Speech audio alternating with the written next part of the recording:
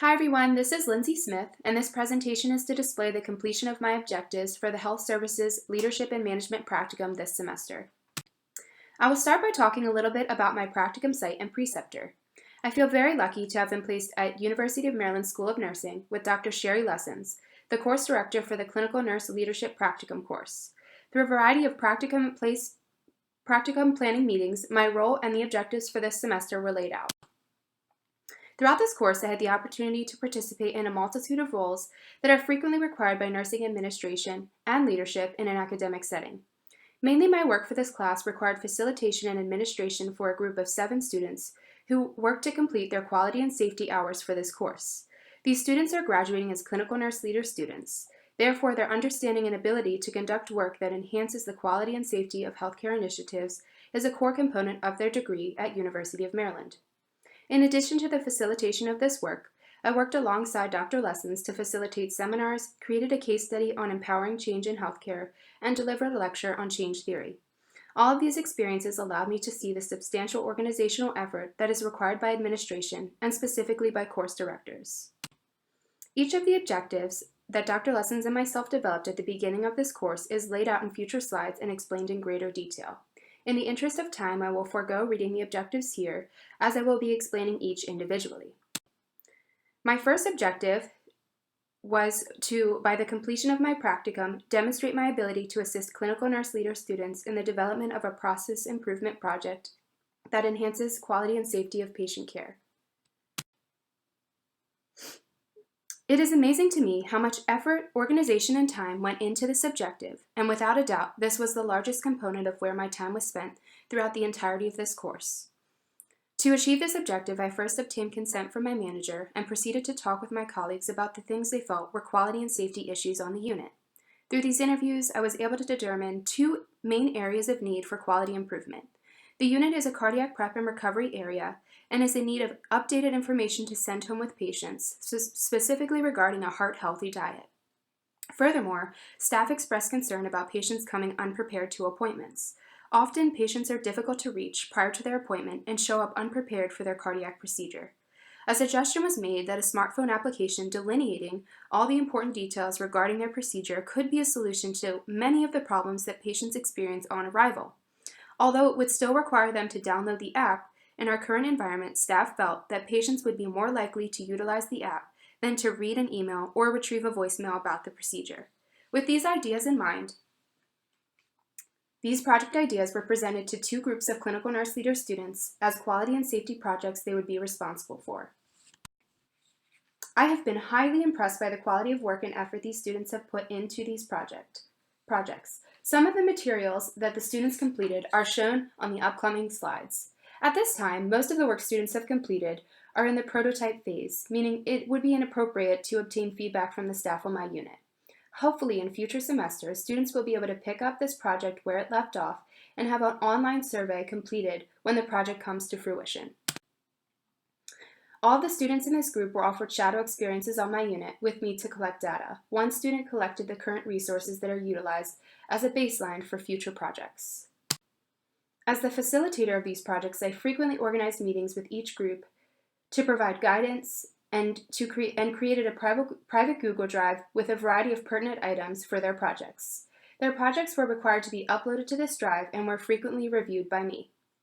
I also encouraged students in my QS group to attend a health literacy and communication seminar provided by the Health Services Library that I was also attending. It is important for the documents they create to be patient-friendly and at a 5th grade reading level.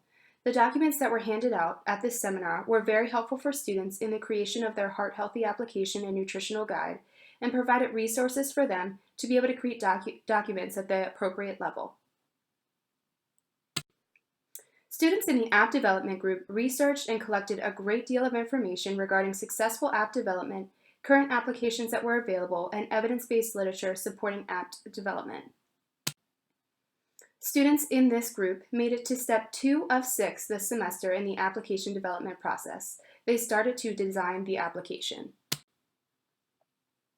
This project is intended to be a multi-semester long project where another group picks up where this group left off next semester. The end goal will look a lot like the application that is shown here.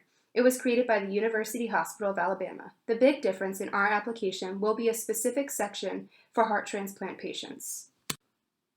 The group tasked with creating a heart-healthy nutrition guide modeled it after the famous Eat This, Not That book.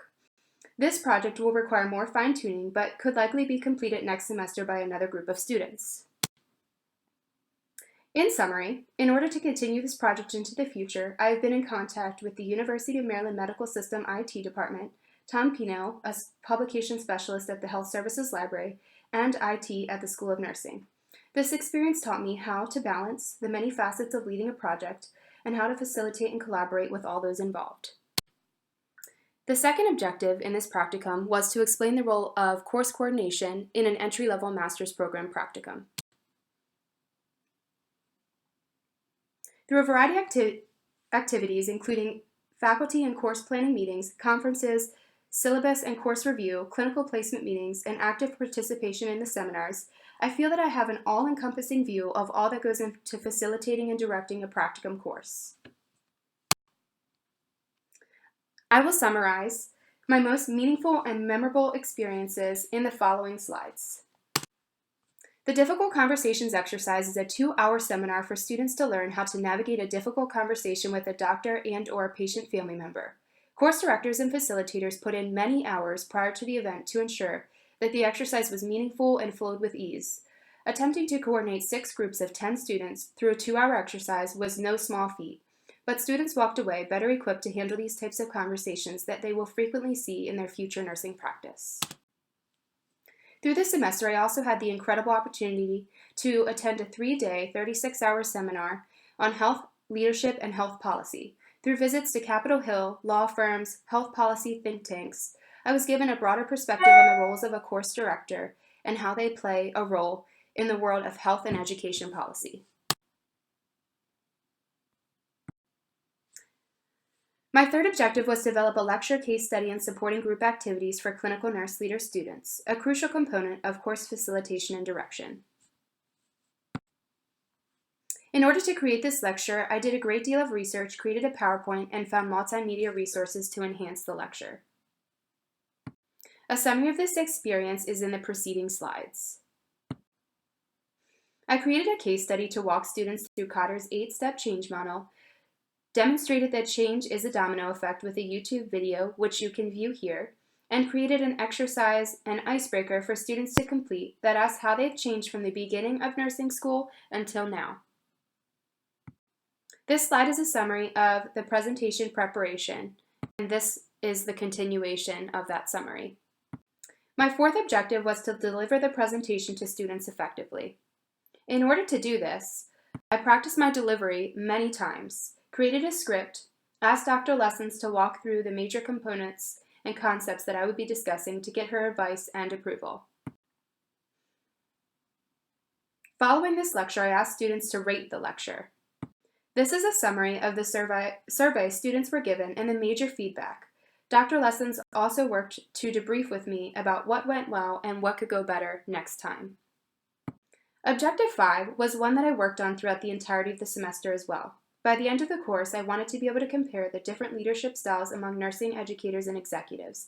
I did this by observing Dr. Lessons in Nursing 523 and researched much of the current literature to expand my knowledge on common leadership strategies and techniques. My goal was to create a comparison chart of the large takeaways of main leadership styles I saw this practicum.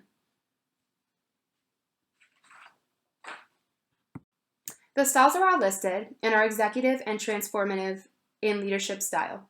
My main takeaway from these observations was that regardless of the style, all styles observed work to facilitate sustainable, genuine, and authentic connections with others. This concludes the presentation of my Health Services Leadership and Management Practicum goals. If you have any questions, please do not hesitate to leave a comment, and thank you so much for watching.